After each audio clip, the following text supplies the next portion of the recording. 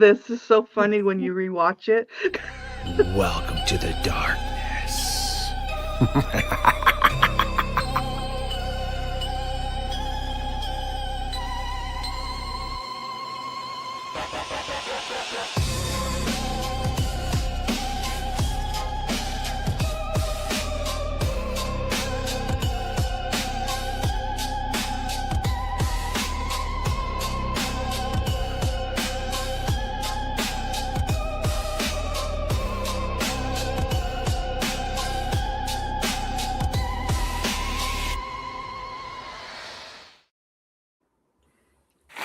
Hey. Welcome to the show, everybody. Welcome to the show. Season's greetings. Oh, Max, I love the beard, man. That's just killing me. It's killing me. Y'all look so festive. I borrowed it We from have all Hardy. of our Christmas stuff on. So, Mud Lover, what's your shirt? Oh my God. Nice. What's he got in his hand? What has he got in his hand? You got to Max? stand, Mud. Huh? You, what's in his hand? What is that? What's It's oh, a- Is that the cup holder? It's a Dixie cup. That's right. I wish. It is. Oh, nice, Bertie. I love it. And I have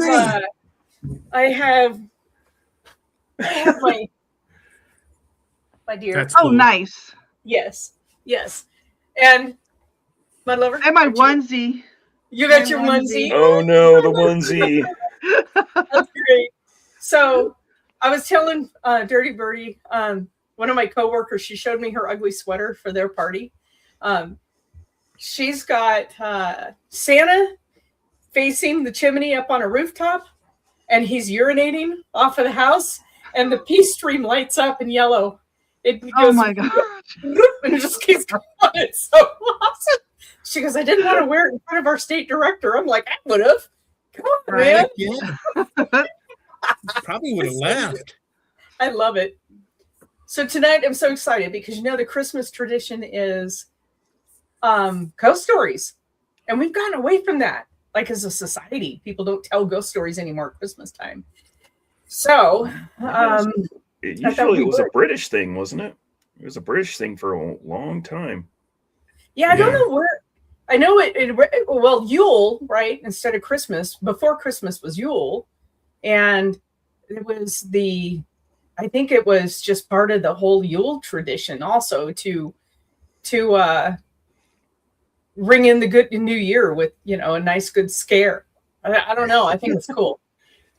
My dad and I, do you guys remember the old radio show? Hey, thanks What for up? joining the show. What up, Pac-Man. Soapy?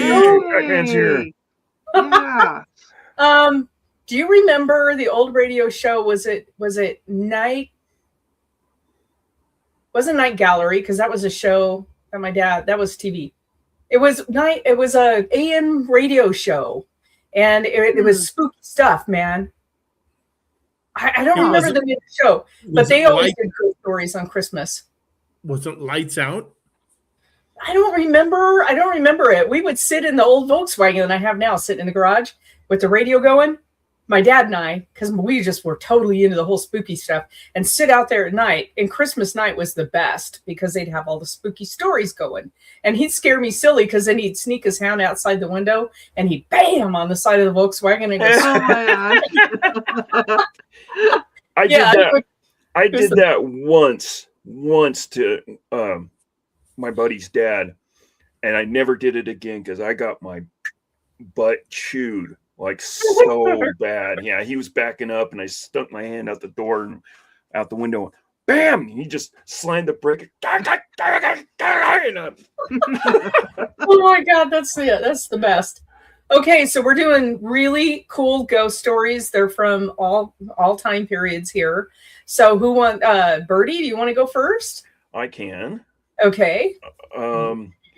So I kind of got stuck on what kind of ghost stories are we doing? Are we doing traditional ghost stories? Are we doing like other ghost stories, like from different places, but I finally dug around and I found one called The Kit Bag. And this is from Algernon Blackwood. And it starts out with, when the words "not guilty" sounded through the crowded courtroom that dark December afternoon, Arthur Wilbraham, the great criminal KC, I don't know what that is, King's Crown, I think, and leader for the triumphant defense, was represented by his junior. But Johnson, his private secretary, carried the verdict across to his chambers like lightning. "It's what we expected, I think," said the barrister, without emotion. "And personally, I am glad the case is over." There was no particular sign of pleasure that his defense of John Turk, the murderer, on a plea of insanity, had been successful, for no doubt he felt, as everybody who had watched the case felt, that no man had ever better deserved the gallows. "I'm glad too," said Johnson. He sat in the court for 10 days watching the face of the man who had carried out with callous detail one of the most brutal and cold-blooded murders of recent years. B. Counsel glanced up at his secretary. There were more than employer than employed. For family and other reasons, they were friends. "Ah, I remember," he said, with a kind smile. "And you want to get away for Christmas. You're going to skate and ski in the Alps, aren't you? If I was your age, I'd come with you." Johnson laughed shortly. He was a young man of 26, with a delicate face like a girl's. "I can catch the morning boat now," he said. "But that's not the reason I'm glad this trial is over. I'm glad it's over because I've seen the last of that man's dreadful face. It positively haunted me. Bat white skin with the black hair brushed over his forehead is a thing I shall never forget. And the description of the way the dismembered body was crammed and packed with that lime into that—" "Don't dwell on it, my dear fellows," interrupted the other, looking at him curiously out of his keen eyes. "Don't you think about it. Such pictures have a trick of coming back when least no one wants them." He paused for a moment. "Now go," he added, "presently, and enjoy your holiday. I shall want all your energy for my parliamentary work when you get back. And don't break your neck skiing." Johnson shook his hands and took his leave. At the door, he turned suddenly. "I knew there was something I wanted to ask you," he said. "Would you mind lending me one of your kit bags? It's too late to get one tonight. I leave in the morning, before the shops are open." "Of course. I'll send Henry over with it to your room. I shall have it the moment I get home." "I promise to take great care of it," said Johnson, gratefully, delighted to think that within 30 hours he would be nearing the brilliant sunshine of the high Alps in the winter. We thought that criminal court was like an evil dream in his mind. He dined at his club and went on to the Bloomsbury, where he occupied the top floor, in one of those old gaunt houses in which the rooms are large and lofty. The floor below his own was vacant and unfurnished, and below that were other lodgers whom he did not know. It was cheerless, and he looked forward heartily for a change. The night was even more cheerless. It was miserable. A few people were about. A cold, sleety rain was driving down the streets before the keenest east wind he had ever felt. It howled dismally among the big, gloomy houses of the great squares. And when he reached his rooms, he heard it whistling and shouting over the world of the black rooftops beyond his windows. In the hall, he met his landlady, shading a candle from the draughts with her thin hand. "This come by a man from Mr. Wilburn's, sir." She pointed to what evidently is the kit bag, and Johnson thanked her and took it upstairs with him. "I shall be going abroad in the morning for 10 days, Miss Monks," he said. "I'll leave an address for letters. And I hope you have a very Merry Christmas, sir," she said, in a raucous, wheezy voice that suggested spirits. "And better weather than this." "I hope so, too," replied her lodger, shuddering a little as the wind went roaring down the street outside. When he got upstairs, he heard the sleet volleying against the window panes. He put his kettle on to make a cup of hot coffee and then set about putting a few things in order for his absence. And now I must pack. Such as packing is, he laughed to himself, and he set at work at once. He liked the packing, for it brought the snow mountains so vividly before him. He made him forget the unpleasant scenes of the past 10 days. Besides, it was not elaborate in nature. His friend had lent him the very thing, a stout canvas kit bag, sack-shaped, with holes around the neck for the brass bar and padlock. It was a bit shapeless, true, and not much to look at, but its capacity was unlimited, and there was no need to pack carefully. He shoved in his waterproof coat, his fur cap and gloves, his skates, climbing boots, his sweaters, snow boots, and ear caps. And then on top of these, he piled his woolen shirts and underwear. Excuse me. His thick socks, I don't know what, puties and knickerbockers. The dress suit came next in case the hotel people dressed for dinner. And then, thinking of the best way to pack his white shirts, he paused for a moment to reflect. That's the worst of these kit bags, he mused vaguely. Standing in the center of the sitting room where he had come to fetch some string. It was after 10 o'clock. A furious gust of wind rattled the windows as though to hurry him up, and he thought with pity of the poor Londoners whose Christmas would have been spent in such climate, whilst he was skimming over snowy slopes in bright sunshine and dancing in the evening with rosy-cheeked girls. Ah, that reminded him. He must put his dancing pumps in and evening socks. He crossed over from his sitting room to the cupboard on the landing where he kept his linen. And as he did so, he heard someone softly coming up the stairs. He stood still a moment on the landing to listen. It was Miss Monk's step, he thought. She must be coming up with the last post. But then the steps ceased suddenly, and he heard no more. There were at least 2 flights down, and he came to the conclusion that they were too heavy to be those of his Billabubba's landlady. Okay. No doubt they belonged to a late lodger who had mistaken his floor and went into his bedroom and packed his pumps and dress shirts as best he could. B-kit bag by this time was two-thirds full and stood upright on its own like a sack of flour. For the first time, he noticed that it was old and dirty, the canvas faded and worn, that it had obviously been subjected to rather rough treatment. It was not a very nice bag to have sent him, certainly not a new one, or one that his chief valued. He gave the matter a passing thought and went on with his packing.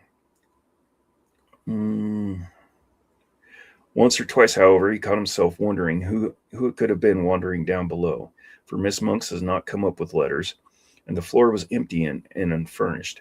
From time to time, moreover, he was almost certain he heard a soft tread, someone padding about over the bare boards, cautiously, stealthily, as silent as possible, and further, that the sounds had not been lately coming distinctly nearer. For the first time in his life, he began to feel a little creepy.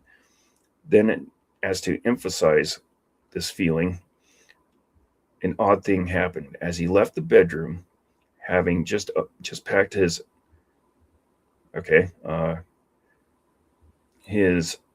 white shirts, I can't pronounce that word, he noticed at the top of the kit bag, lopped over towards him with an extraordinary resemblance to a human face. The canvas fell into a fold like a nose and forehead, and the brass rings of the padlock just filled the position of the eyes. A shadow, or was it a travel stain? For he could not tell exactly, looked like hair, and it gave him rather a turn, for it just so absurdly, so outrageously looked like the face of John Turk, the murderer. He laughed and went into the front room where the light was stronger. That that horrid case has got on my mind, he thought. I shall be glad of a change of scene and air. In the sitting room, however, he was not pleased to hear again that the stealthily tread upon the stairs, and to realize that it was much closer than before, as well as unmistakably real. And this time he got up and went out to see who it was who could be creeping about on the upper staircase at such a late hour. But the sound ceased, and there was no one visible on the stairs. He went out to the floor below, not without trepidation, and turned on the electric light to make sure that no one was hiding in the empty rooms of the unoccupied suite. There was not a stick of furniture large enough to hide a dog. And then he called over the banister to Miss Monks, but there was no answer, and his voice echoed down into the dark vault of the house and was lost with the roar of the gale of that howled outside. Everyone was in bed and asleep except himself and the owner of this soft and stealthy tread. My absurd imagination, I suppose, he thought. It must have been the wind after all, although it seemed very real and close, I thought. He went back to packing. It was at this time getting on towards midnight. He drank his coffee up and lit another pipe, the last before turning in. It is difficult to say exactly at what point fear begins, when the causes of that fear are not plainly before the eyes. Impressions gather on the surface of the mind, film by film, as ice gathers upon the surface of still water, but often so lightly that they claim no definite recognition from the consciousness. Then a point is reached where the accumulated impressions become a definite emotion, and the mind realizes that something has happened. With something of a start, Johnson suddenly recognized he felt nervous, oddly nervous.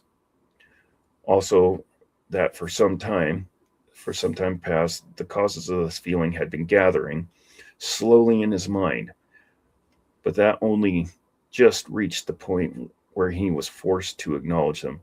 It was a singular and curious malaise that had come over him, and he hardly knew what to make of it. He felt as though he were doing something that he strongly objected to by another person. Another person, moreover, who had some right to object. It was a most disturbing and disagreeable feeling, not unlike the persistent promptings of conscience, almost, in fact, as if he were doing something he knew to be wrong. Yet though he searched vigorously and honestly in his mind, he knew nowhere lay his finger upon the secret of this growing uneasiness, and it perplexed him more. It distressed and frightened him. Nerves, I suppose, he said aloud with a forced laugh. Mountain air will cure all that. He added as speaking to himself. And that reminds me, my snow glasses. He was standing by the door of the bedroom during this brief soliloquy, and he passed quickly towards the sitting room to fetch them from his cupboard.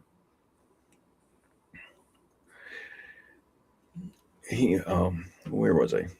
Fetched them from the cupboard. He saw out of the corner of his eye the indistinct outline of a figure standing on the stairs a few feet from the top. It was someone in a stooping position, with one hand on the banister and the face peering up towards the landing. And at the same moment, he heard a shuffling footstep. The person that had been creeping about below all this time had at last come up to his own floor. Who in the world could it be? And what in the name of heaven did he want? Johnson caught his breath sharply and stood stock still. Then, after a few seconds' hesitation, he found his courage and turned to investigate. The stairs he saw to his utter amazement were empty. There was no one. He felt a series of cold shivers run over him, and something about the muscles in his leg gave a little, and grew weak.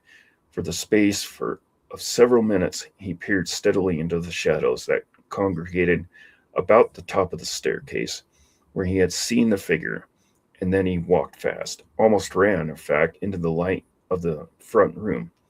But hardly had he passed inside the doorway when he heard someone come up the stairs behind him with a quick bound and then go swiftly into his bedroom. It was heavy, but at the same time a stealthy footstep, the tread of somebody who did not wish to be seen. And it was at this precise moment and that the nervousness he had hitherto experienced leaped the boundary line and entered the state of fear, almost of accurate, unreasoning fear. Before it turned into terror, there was further boundary to cross, and beyond that lay the region of pure horror. Johnson's position was an inevitable one. By Jove, that was someone on the stairs then, he muttered, his flesh crawling all over, and whoever it was has now gone into my bedroom. His delicate, pale face turned absolutely white. For some minutes he hardly knew what to think or do. Then he realized intuitively that delay only set a premium upon fear. And he crossed the landing boldly and went straight into the other room, where a few seconds before the steps had disappeared. "Who's there? Is that you, Mrs. Monks?" he called aloud as he went, and heard the first half of his words echo down the empty stairs, while the second half fell dead against the curtains in a room that apparently held no other human figure than his own. "Who's there?" he called again, with a voice unnecessarily loud that only just held firm. "What do you want here?" The curtain swayed very lightly, and as he saw it, his heart felt that it almost missed a beat. Yet he dashed forward and drew them aside with a rush. A window streaming with rain was all that met his gaze, and he continued to search. But in vain. The cupboards held nothing but rows of clothes hanging motionless, and under the bed there was no sign of anyone hiding. He stepped backwards into the middle of the room, and as he did so, something all but tripped him up. Turning with a sudden spring of alarm, he saw the kit bag. Odd, he thought. That's not where I left it. A few minutes before, it had surely been on his right between the bed and the bath. He did not remember having moved it. It was very curious. What in the world was the matter with everything? Where are all his senses gone? A terrific gust of wind tore at the windows, dashing the sleet against the glass with the force of a small gunshot, and then fled away, howling dismally over the waste of Bloomsbury roofs. A sudden vision of the Channel next day rose in his mind and recalled him sharply to realities. "There's no one here at any rate, that's quite clear," he exclaimed aloud. Yet at the same time he uttered them,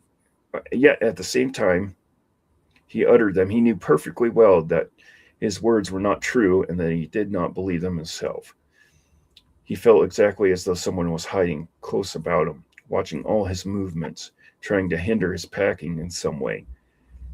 And two of my senses, he added, keeping up with the pretense, have played me the most absurd tricks. The steps I heard and the figure I saw were both entirely imaginary. He went back to the front room, poked the fire into a blaze, and sat down before it to think. What impressed him more than anything else was the fact that the kit bag was no longer where he had left it. It had been dragged nearer to the door. What happens afterwards that night happened, of course, to a man already excited by fear. It was perceived by a man that had not the full and proper control, therefore, of the senses. Outwardly, Johnson remained calm and master of himself to the end, pretending to the very last that everything he witnessed had a natural explanation and was merely delusions of his tired nerves. But inwardly, in his very heart, he knew all along that someone had been hiding downstairs in an empty suite when he came in, that this person had watched his opportunity and then stealthily made his way up to the bedroom, and that all he saw and heard afterwards, from the moving of the kit bag to the other things the story has to tell. We were caused directly by the presence of this invisible person. And it was here, just when he most desired to keep his mind and thought controlled, that the vivid pictures received day after day upon the mental plates exposed in the courtroom of the Old Bailey came strongly to light and developed themselves in the dark room of his inner vision. Unpleasant, haunting memories have a way of coming to life again, just when the mind least desires them. In the silent watches of the night, and on sleepless pillows, during the lonely hours spent by sick and dying beds. And so now, in the same way, Johnson saw nothing but the dreadful face of John Turk, the murderer, lowering at him from every corner of his mental field of vision. The white skin, the evil eyes, and the fringe of black hair low over his forehead. All the pictures of those 10 days in court crowded back into his mind, unbidden and very vivid. "This is all rubbish and nerves," he exclaimed at length, springing with sudden energy from his chair. "I shall finish my packing and go to bed. I'm outright overtired, no doubt, and at this rate I shall hear steps and things all night." But his voice was deadly white all the same. He snatched up his field glasses and walked across to the bedroom, humming a music hall song as he went, a trifle too loud to be natural, and the instant he crossed the threshold and stood within the room, something turned cold about his heart, and he felt that every hair on his head stood up. The kit bag lay close in front of him, several feet nearer to the door than he had left it, and just over its crumpled top he saw a head and face slowly sinking down out of sight as though someone were crouching behind it to hide. And at the same moment, a sound like a long drawn-out sigh was distinctly audible in the still air about him between the gusts of the storm outside. Johnson had more courage and willpower than the girlish indecision of his face indicated, but at first such a wave of terror came over him that for some seconds he could do nothing but stand and stare. A violent trembling ran down his back and legs, and he was conscious of a foolish, almost a hysterical impulse to scream aloud. That sigh seemed in his very ear, and the air still quivered with it. It was an unmistakable human sigh. "Who's there?" he said at length, finding his voice, but thought he meant to speak with loud decision. The tones came out instead in a faint whisper. For all he had partly lost control of his tongue and lips, he stepped forward so that he could see all round and over the kit bag. Of course there was nothing there, nothing but the faded carpet and the bulging canvas sides. He put out his hands and threw open the mouth of the sack where it had fallen over, being only 3 parts full, and then he saw for the first time that round the inside, some 6 inches from the top, there ran a broad smear of dull crimson. It was old and faded bloodstain. He uttered a scream and then drew back his hands as if they had been burnt. At the same moment, the kit bag gave a faint but unmistakable lurch towards the front door. Johnson collapsed backward, searching with his hands for the support of something solid, and the door, being further behind him than he realized, received his weight just in time to prevent his falling, and to shut with a resounding bang. At the same moment, the swinging of his left arm accidentally touched the electric switch, and the light in the room went out. It was an awkward, disagreeable predicament, as if Johnson had not been possessed of a real pluck. He might have done all manner of foolish things. As it was, however, he pulled himself together and groped furiously for the little brass knob to turn the light on again. But the rapid closing of the door had set the coats hanging on it swinging, and his fingers became entangled in a confusion of sleeves and pockets, so that it was some moments before he found the switch. And within a few moments of bewilderment and terror, two things happened that sent him beyond recall over the boundary into the region of genuine horror. He distinctly heard the kit bag shuffling across the floor in jerks, and and close in front of his face sounded once again the sigh of a human being. In his anguished efforts to find the brass button on the wall, he nearly scraped the nails from his fingers. But even then, in those frenzied moments of alarm, so swift and alert are the impressions of a man keyed up by a vivid emotion, he had time to realize that he dreaded the return of the light, and that it might be better for him to stay hidden in the merciful screen of darkness. But it was the impulse of a moment, however, and before he had time to act upon it, he yielded automatically to the original desire, and the room was flooded with light. But the second instinct had been right. It would have been better for him to have stayed in the shelter of darkness. For there stood before him, bent over the half-packed kit bag, clear as life, in the merciless glare of the electric light, stood the figure of John Turk, the murderer. Not 3 feet from him, the man stood, the fringe of black hair marked plainly against the pallor of his forehead. The horrible presentment of the scoundrel, as vivid as he had seen him day after day in the Old Bailey, when he stood there in the dock, cynical and callous under the very shadow of the gallows. In a flash, Johnson realized what it all meant. The dirty and much-used bag, the smear of crimson within the top, the dreadful stretched condition of the bulging sides. He remembered how the victim's body had been stuffed into a canvas bag for burial. The ghastly dismembered fragments forced with lime into this very bag, and the bag itself produced as evidence. It all came back to him clear as day. Very softly and stealthily, his hand groped behind him for the handle of the door, but before he could actually turn it, the very thing that he most of all dreaded came about, and John Turk lifted his devil's face and looked at him. At the same moment, that heavy sigh passed through the air of the room, formulated somehow into words, "It's my bag and I want it." Johnson just remembered clawing the door open and then falling into a heap upon the floor of the landing, and he tried frantically to make his way to the front room.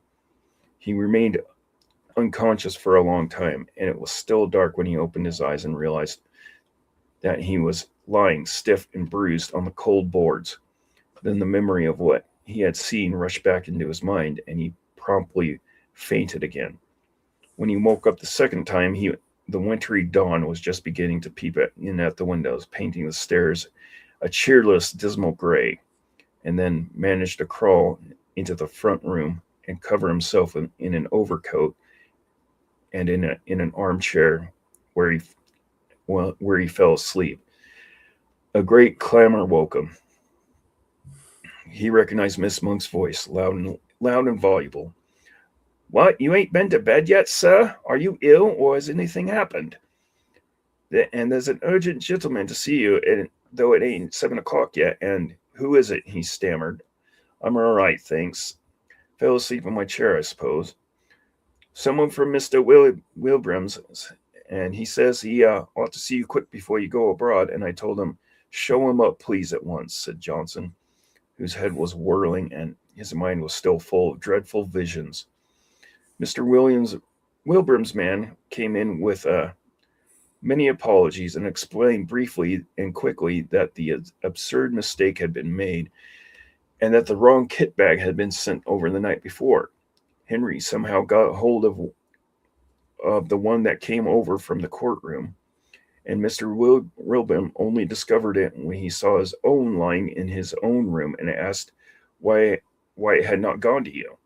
"Oh," Johnson said stupidly, "and he must have brought you the one from the murder case instead, sir, I'm afraid."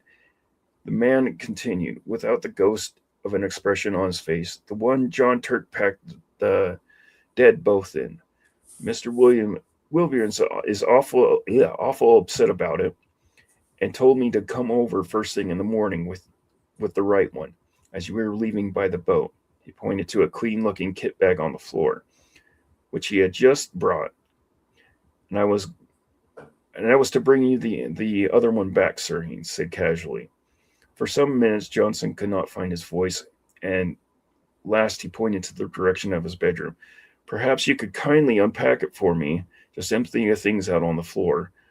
The man disappeared into the other room, was gone for 5 minutes. Johnson heard the shifting to and fro of the bag and the rattle of the skates of the boots of being unpacked. Thank you, sir, said the man, returning with the bag folded over his arms. And can I do anything more to help you, sir?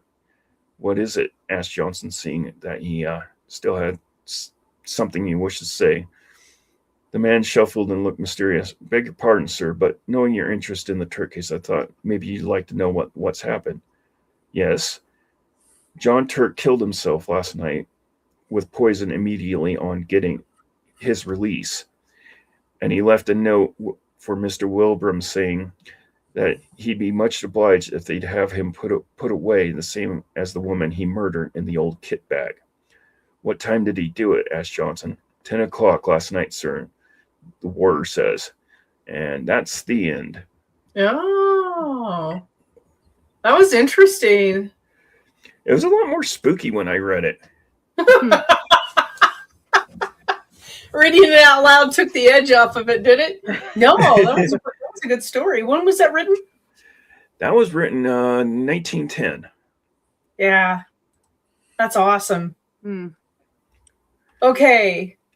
Mudlover, you had something that you wanted to share, and I do have a graphic to show. Do you? Yes. Oh my gosh. So I do have All it. right. So go ahead. And when do you want me to share it? Now or? Well, I'm gonna do a little fun fact first. So after that. Okay. So my little fun fact is, did you know that up until the 20th century, Saint Nick was often seen wearing green, brown, or tan? No. And then in 1931, Coca-Cola hired an artist named Haddon Sundblom to create a distinct look for Santa for their holiday ads, and hence our red Santa was born. I had no idea it was tied to Coca-Cola. Oh yeah. I had no idea. I did. Wow. Yeah, like when did that happen? 1930 something, you said? 1931, it said. Interesting. Yeah. I had no idea. So up until then, yeah. Crazy. Well, that's because Coca-Cola Coca-Cola wasn't selling enough soda in the wintertime, so they needed an advertisement to sell soda. Well, that's cool. Okay, so what else have you got? So my story is about, and I'm going to murder this, but the Calicut Zoraries. They're Greek Christmas goblins. And They're creepy looking, aren't they? Yes, they are. Christmas so they goblins. come out during the 12 days of Christmas.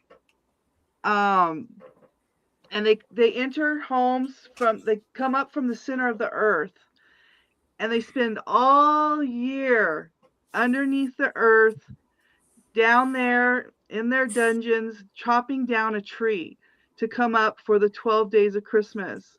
So while they're up, they wreak havoc and cause mischief after the sun sets. They do all this at night, and they do horrible things, such as urinating on pastries, smashing furniture, and then Urinating on pastries. I better make sure mine are covered tonight. Right? Oh God! And just all kinds of shenanigans. They roam the earth from Christmas Day to January 6th, which is known to them as the day of Epiphany. Epiphany, yeah. Yeah, and it's said that this time of year is when the earth's water are unclean. so it allows them to surface and cause damage wherever they go. Huh. They're described as ugly, human-like creatures with iron claws. Some have seen say they're short, hairy goblins with monkey arms and cleft hooves. The only thing that's in common with all the descriptions is they are hideous, as you can see in that picture. Yeah. Yeah. Let's see. They eat unsavory items such as insects, snakes, mice, and rotten fruit. Well, I've eaten snakes, but and Yeah, rotten fruit probably, but not probably, mice. right? Probably not mice. No, I'm pretty sure not mice. Yeah. Anyway, okay. They're servants of the devil, and they Mm. fear holy water, religious icons, and fire. They're believed to take commands from a creature they call their mother, who decides which humans will be subjected to their mischievous deeds. Wow. Yeah, now so to protect themselves. Now this goes back to the Middle Ages, like the 12th through 17th century. Okay. So to protect themselves, people would hang the lower jaw of a pig behind the front door or inside their chimney. That's Some people disgusting. also, right? I don't know why. Some people believe that hanging a tangled strand of flax would cause these dim-witted creatures to stop and count each thread until the sun rose, and then they couldn't attack because they had to go back. Nice dim-witted creatures. That's freaking awesome, man. Yeah, the best way, though, to protect yourself was to light a fire. And if you added an old leather shoe, the smell of this shoe burning allegedly added extra protection because it's bad enough to deter anything. Holy crap. Yeah. So it's rooted in ancient Greek folklore and potentially linked to the older winter solstice traditions. Very interesting. Yeah. You know what it kind of reminds me of? What the Native Americans describe out here as the Nunnabees on Mount Putnam. Oh. They describe them as little trolls that are probably like less than 3 feet tall. Oh, wow. Yeah, they describe them with claws, and they're kind of evil. Oh, wow. They do naughty things to people out there, like hurt them and all kinds of stuff. Yeah. Crazy. Interesting. Yeah. So I'll end it there. There's a little bit more, but we can let someone else go. Max, I want to hear your. This is fantastic, and I love it. So I asked our AI program to come up with what this thing would look like, and boom, there it was. I'm like, ooh, this is cool. Yeah. Heck okay. Yeah. Okay, Max. All right. Well, I'm sitting here trying to figure out why my beard smells like Parmesan cheese. But anyway, I have a fun fact as well. We all heard of Rudolph the Red-Nosed Reindeer. Oh, yeah. Well, Rudolph the Red-Nosed Reindeer do you recall? was actually invented in 1939 by a guy by the name of Robert May. Now, Robert May worked for a marketing company that worked for a company called Montgomery Ward's. Montgomery Ward's was a store back in the day. Montgomery Ward's back in the day was a great store. But what they did is during Christmas time and the holiday time, Robert May created Rudolph the Red-Nosed Reindeer, not only to gather people in, but they would actually give away coloring books so the kids had something to do. The reason he came up with Rudolph the Red-Nosed Reindeer was a couple things. Number one, when he was a kid, he loved being outdoors and he loved watching deer.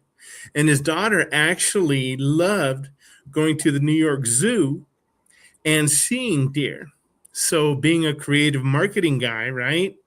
What he did is he put 2 and 2 together and created an icon. Because you got to remember, that's been around since 1939. He had his own shows. He's been on all kinds of cartoons, some play action stuff. Pretty Yeah, the interesting. 1964 Rudolph. That's like my Correct. favorite. I love That's it. it. Oh, We know that. And he's also done cameos with Yukon Cornelius, right? Yes. yeah. Love Yeah. Yukon. You He's the know, best. and The so Land that's of where Misfit Toys. Oh, the yeah. Land of Misfit Toys, exactly, and the Yes. Abominable Snowman and all that cool Yes. stuff. But so I just wanted to throw that out there. And it's funny how, just kind of like with Mud Lover, how we think that something that's been around forever actually started as something else. You know, now we all Yeah. know that Santa wears red and white. I never realized that this is Coca-Cola colors. Yeah, no. Well, It doesn't now that click. you see that, it's so obvious. Yeah. Exactly. Now Right? it is. Because we've always seen, if you think back, when I was a kid, I have seen Santa Claus in a jacket about the color of Bertie's shirt. I remember that. It was a green Really? jacket with a brown fringe on it. So I I just don't think that recall stuff ever is kind seeing of that. interesting. I don't That's either. so cool. That is so So- cool. I had no Right? idea. How cool is that? So Yeah. when I went through and did some searching about this, we did not ever talk about this kind of stuff when we were kids, especially during Christmas time. That's we just never did that. I'm the youngest of 5. We never did that. But apparently these kind of stories have come forward since and I'm trying to find it. Hold on just a second. And a lot of these things came from the UK or Great Britain or England or whatever. So there's a story called A Gothic Christmas Story, and it's AKA The Mistletoe Bride. Nice. So apparently back when people got married, it was a big thing, and it wasn't the way we would do stuff now. Like, for example, people get married, they go on a honeymoon cruise or whatever. But back in the day, you couldn't do that, right? So what they would do is this particular couple got married on Christmas Eve, and they were going to celebrate it on Christmas Day. They were going to go back to their family's house. They were going to have a big breakfast and everything like that. But the night before, the family had all got together, and they were going to play this really great game called hide and go seek. Now, that was games back then. That was it. You know, again, they didn't have PlayStations. They didn't have a Commodore 67 growing up. You know, Sounds like the band. 64. whatever. it Commodores. was. Whatever. So anyway, they were playing this game, and now the bride decides, well, you know, she's going to get in on it, and they chose the groom to be it. So everybody's once he says, okay, everybody hide, everybody goes and starts hiding in closets and underneath stuff and whatever. So the bride decides that she's going to go up in the attic, and she sees this really cool trunk, right? Of She course. decides that she's going to climb into this trunk. Oh. And she says, nobody's gonna find me. Well, the bad part about it is once she got into that trunk, the lid slipped, and part of her train was stuck into the lock. Oh. So as they were looking for everybody, they could not find her. Nobody ever went up in the attic, and nobody ever, looked for her anymore. They just figured that, well, heck, she took off. So people, they celebrated their Christmas, and everybody went home, and, the groom looked for her and looked for her and looked for her and decided, well, she's run away. So he decides, well, I'm still a young guy. I'm going to get married. He gets married again. Poor And he gal. decides that my they are God. going to move, right? So he decides to sell the house, And the family comes back and they get ready to move, and they're moving everything out of the house. And the last place that they go upstairs, they see a trunk. Now, Oh, she had been in this trunk for 12 years. They oh, opened the trunk and they found his wife that actually died that Christmas Eve 12 years ago. She was still in her wedding gown and she oh, had her veil across her face.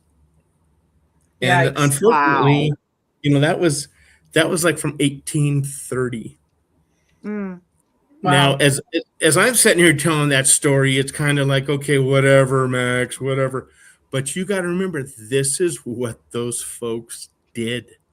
This Yeah. was their entertainment to scare the heck out of each other. So I did a lot of looking around.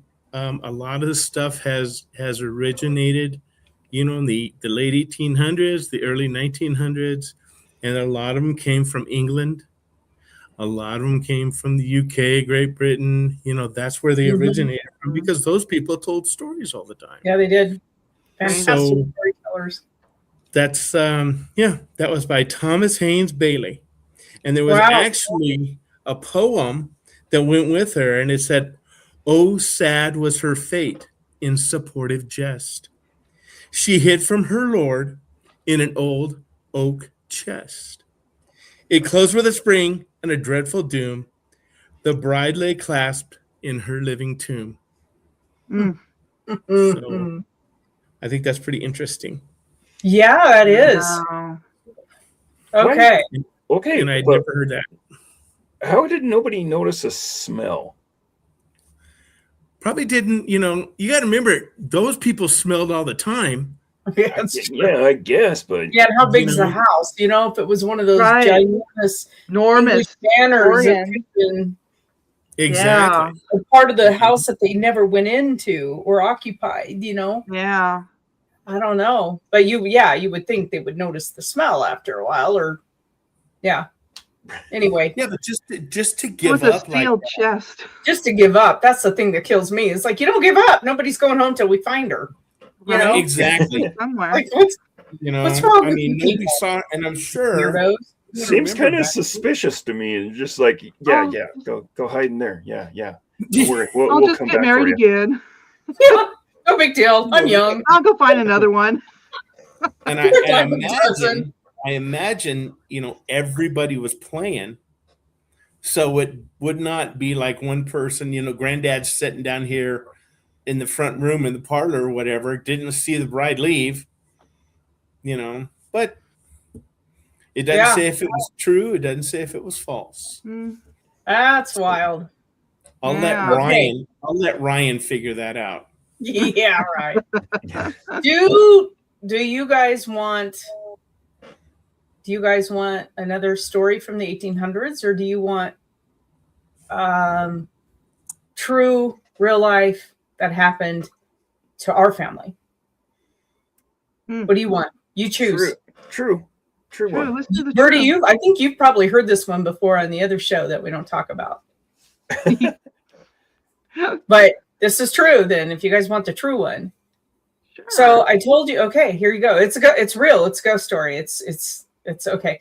So we bought the house it was Camino, California. That's where we settled, and the house was always spooky as shit. I'm telling you, the way it sat back, it was on like 4 acres, and the way it sat and the way the hill came down on the side of the mountain, the house always looked like it was crouching, like it was ready to pounce. I can't even explain to you how that house felt. You could feel it.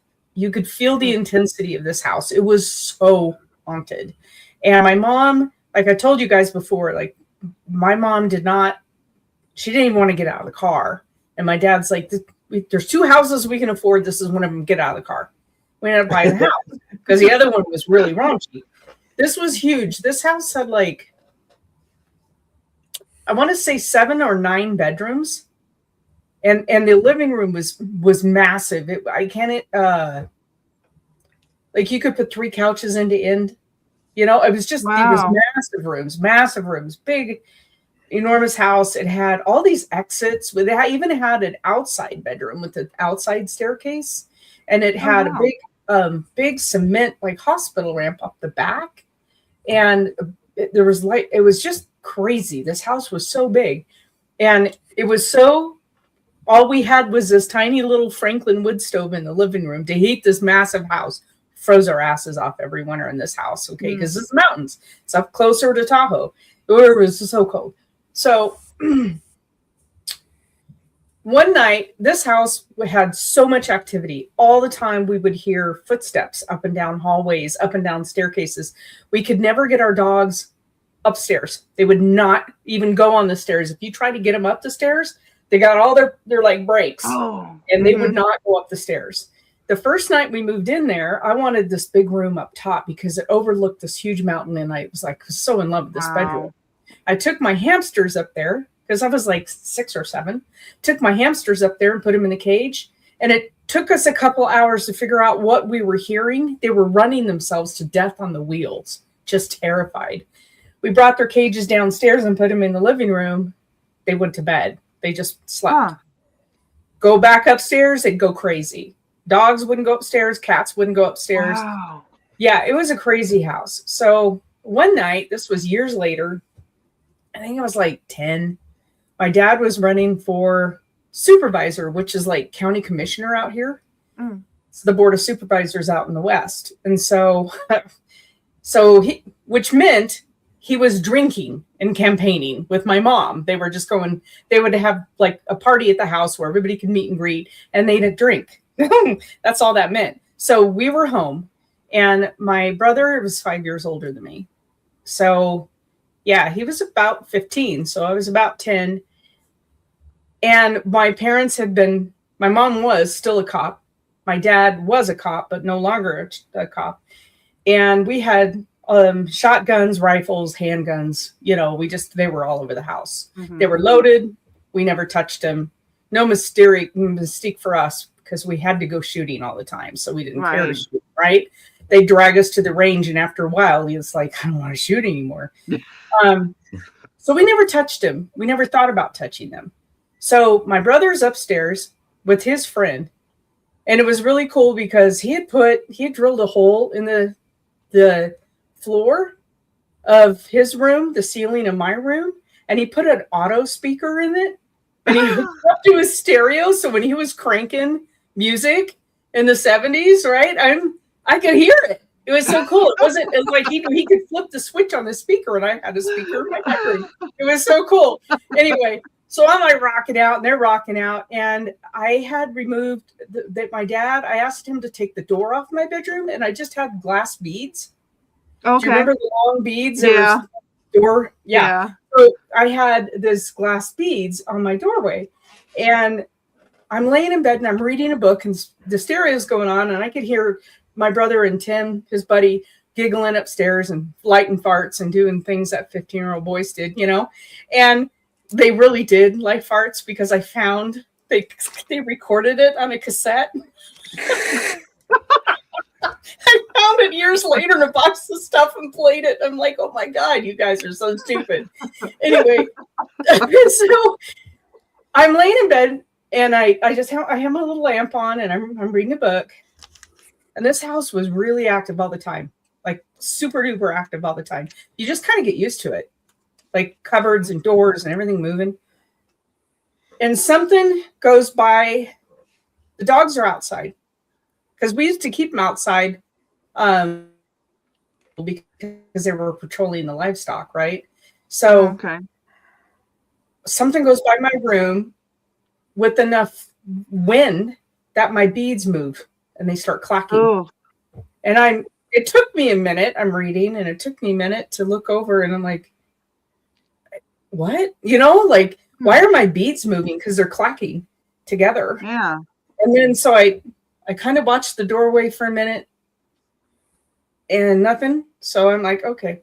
And they're still upstairs. I can hear them giggling, right?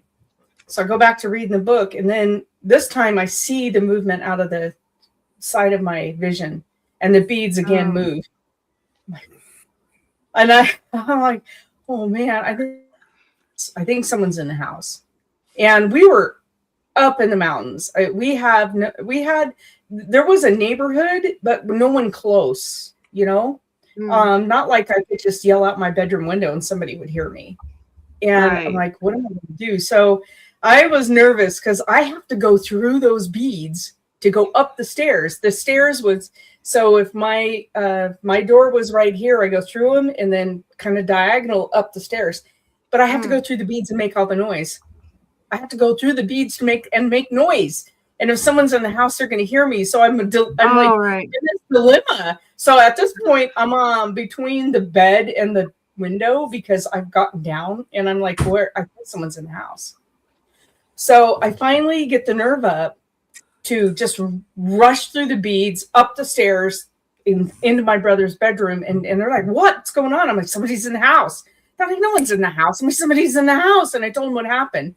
Off goes the stereo and we start listening, right? And you could hear footsteps.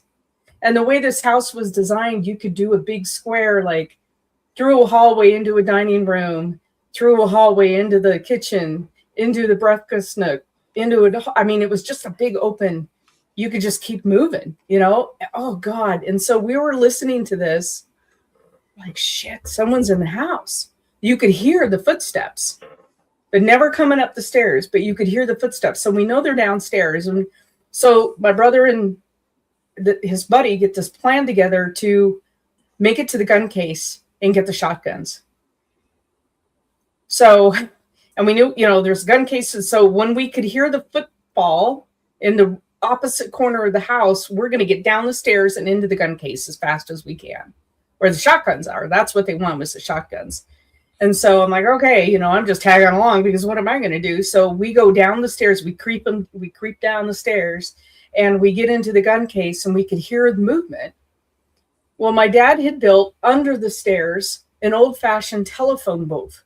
So when you close the door, the glass door, the light would come on and we had a telephone there.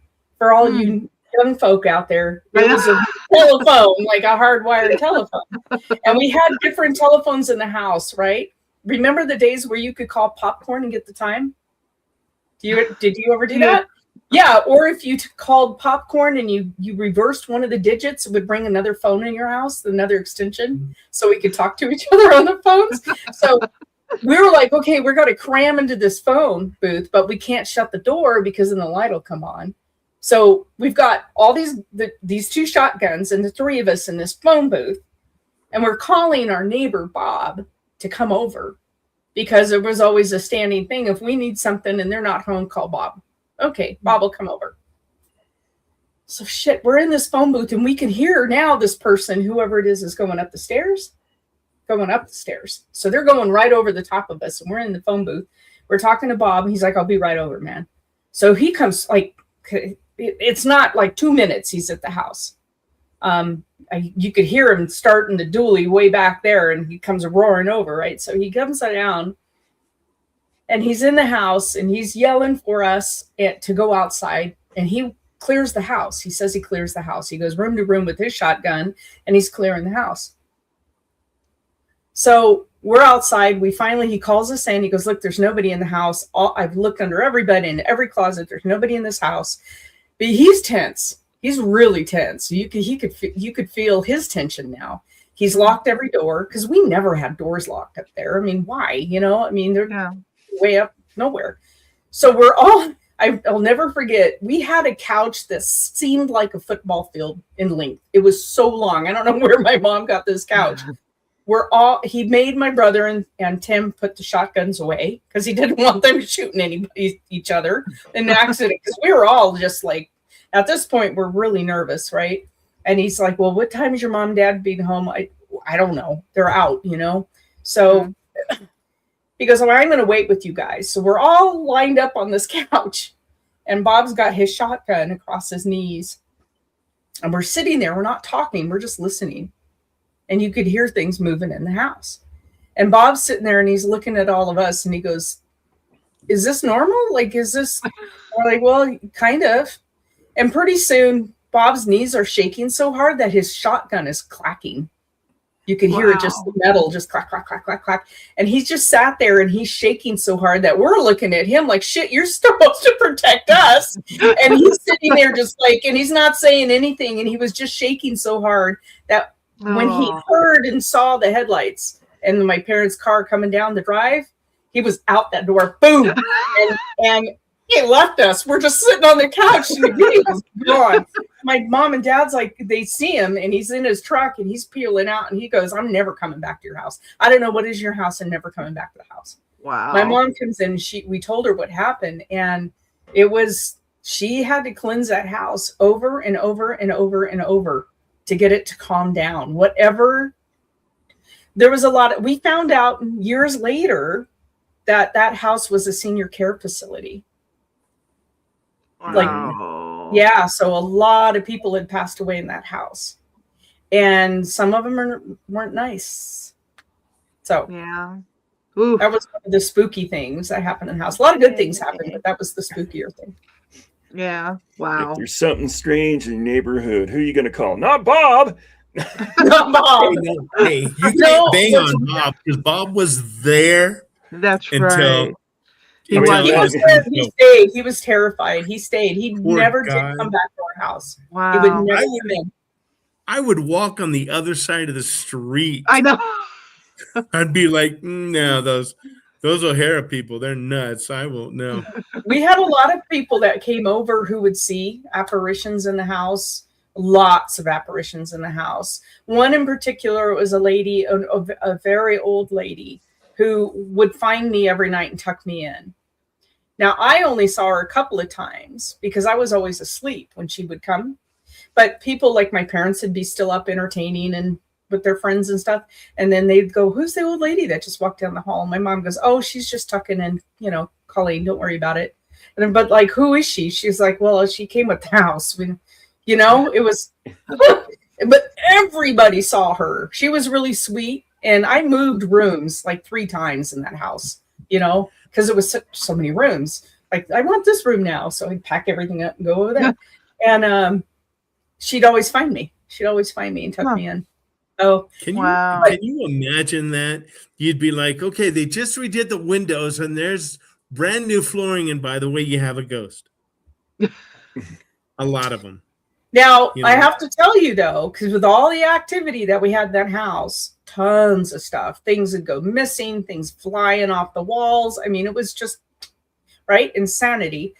The people who bought it from my parents still own it. Their daughter lives in it now. Like, they've passed away, but their daughter lives in it, and she's never had a day of activity. Huh. That's so weird. Mm-hmm. Oh, wow. My mom, being the medium that she was, apparently, just drew out everybody who was there. Or maybe the lady who lives there now is simply very much like, that was the only time my brother experienced anything in that house, was that night. He is what we called him, the dead zone. Like nothing happened around him. He was a human shield and nothing happened. Like, that was the only time he ever experienced anything that I am aware of. That was it. That's why he was so comfortable. He had all 3 bedrooms and bathroom upstairs to himself because not one of us would stay up there. Huh. He didn't bother him at all. Nothing bothered him up there. Wow. Yeah, crazy Wow. stuff. Yep. So anyway, there's our ghost stories. Hope you enjoyed them, gang. And we are taking the week off next week. We haven't decided whether we're going to do a New Year's show, because that's New Year's for our Thursday show. So we'll have to let everybody know. I don't know what our plans are, but please, everybody, stay safe out there. We love you all and want you all to be safe and happy. Please have a great holiday with your family, friends. If you don't have family, go to a friend's house. Don't be alone. Hang out with people. Be cheerful. Yeah. All right, guys. Love you. Take care. Bye, Merry everybody. Bye. Have a great Christmas, guys. Be safe. Merry Christmas, Thanks everybody. for showing up. Bye, Pac-Man. Merry Christmas.